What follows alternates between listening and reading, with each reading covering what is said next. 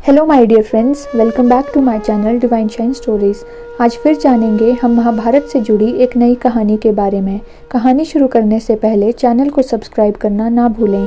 चलते हैं अब कहानी की ओर। एकलव्य को महाभारत का प्रमुख पात्र माना जाता है। उसके पिता हिरण्यधनु नामक एक निषाद थे, जिस कारण गुरु द्रोण ने एकलव्य को शिक्षा देने से इनकार कर दिया था। तो आइए आज जानते हैं महाभारत के इस अद्भुत पात्र के बारे में। आखिर किस कारण भगवान कृष्ण ने एकलव्य का वध किया। एकलव्य बचपन से ही धनुर्विद्या की शिक्षा प्राप्त करना चाहता था।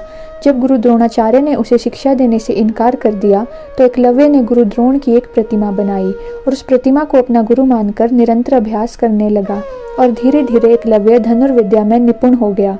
द्रोणाचार्य को जब इस बात का पता चला तो वह कुत्ते के साथ वन में गए जहाँ एकलव्य अभ्यास करता था।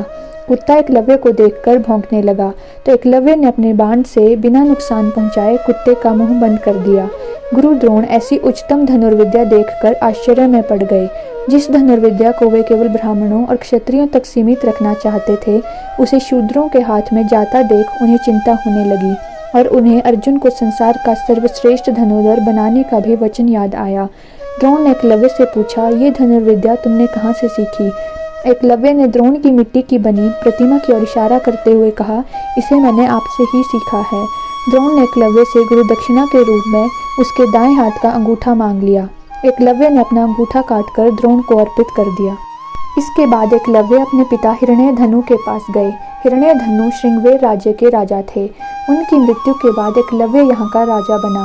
एकलव्य ने अपने राज्य का विस्तार करने के लिए निषाद भीलों की एक सशक्त सेना बनाई। एकलव्य श्री कृष्ण को शत्रु मानने वाले जरासंध से मिल गया।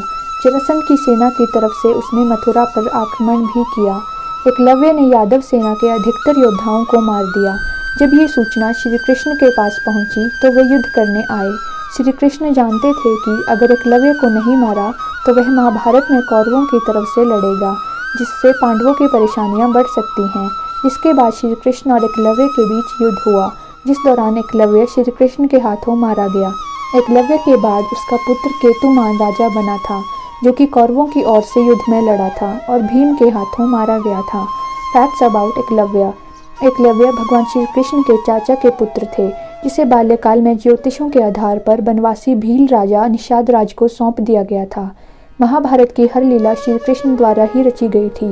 गुरु द्रोण जानते थे कि एकलव्य हर हाल में कौरवों की तरफ से ही युद्ध करेगा, इसीलिए श्री कृष्ण की इच्छा अनुसार ही उन्होंने एकलव्य का अंगूठा मांगा था। तो ये थी आज की वीडियो। मुझे उम्मीद है आपको ये वीडियो पसंद आई होगी और आपने ज़रूर इससे कुछ सीखा होगा। If you find this video valuable, please like it, share it and don't forget to subscribe the channel. Till then, stay safe and take care. Thank you.